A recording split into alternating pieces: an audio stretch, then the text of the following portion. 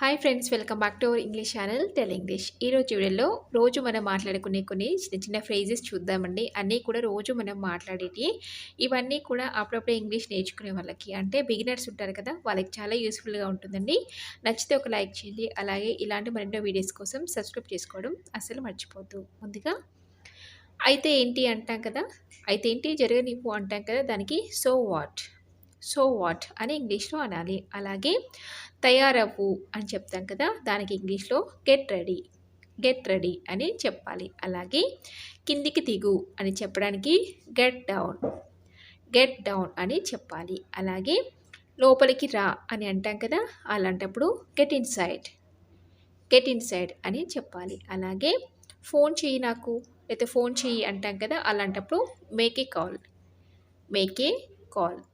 అలాగే కారంగా ఉందా, ఏదైనా కూర కానివ్వండి, మనం చేసింది ఏదైనా కారంగా ఉందా అని అడుగుతాం కదా, అలాంటప్పుడు ఈజ్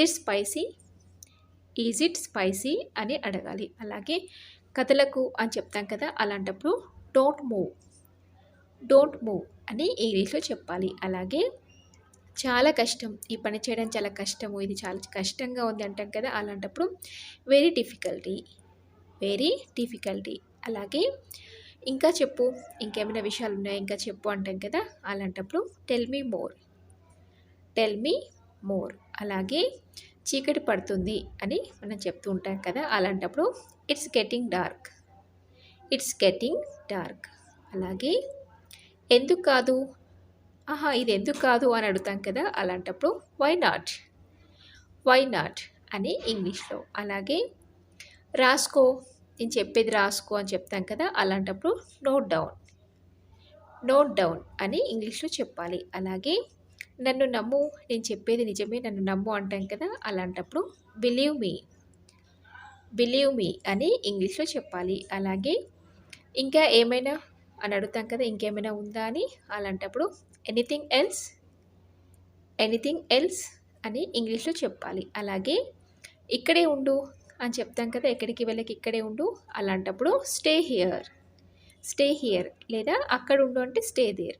అలాగే అరవకు అని చెప్పడానికి డోంట్ షౌట్ అని ఇంగ్లీష్లో చెప్పాలి. అలాగే ఏదో ఒకటి చెయ్యి, ఏదైనా మనకి సిచ్యువేషన్ బ్యాడ్గా ఉందనుకోండి, ఏదో ఒకటి చెయ్యి అని చెప్తాం కదా, అలాంటప్పుడు డూ సంథింగ్ అని చెప్పాలి. అలాగే ఇక్కడికి రా అని చెప్పడానికి కమ్ హియర్ అని ఇంగ్లీష్లో చెప్పాలి. అలాగే ఇక్కడ ఏదో తప్పు జరిగింది అని అంటాం కదా, అలాంటప్పుడు సంథింగ్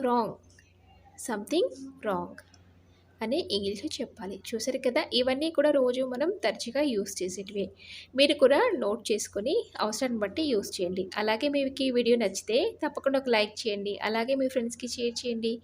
ఇలాంటి మరెన్నో వీడియోస్ కోసం ఛానల్ని సబ్స్క్రైబ్ చేసుకోవడం మర్చిపోద్దు. Thank you for